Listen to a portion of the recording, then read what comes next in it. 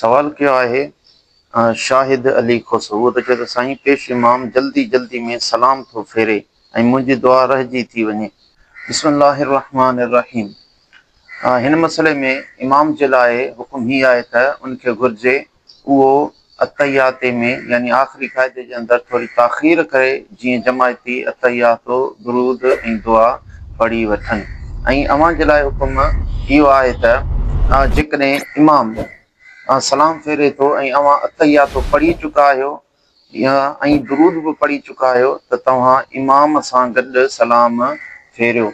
या त जेकॾहिं सिर्फ़ु अतहियातो पढ़ियो आहे त इन सूरत में बि इमाम सां गॾु सलाम फेरे सघो था।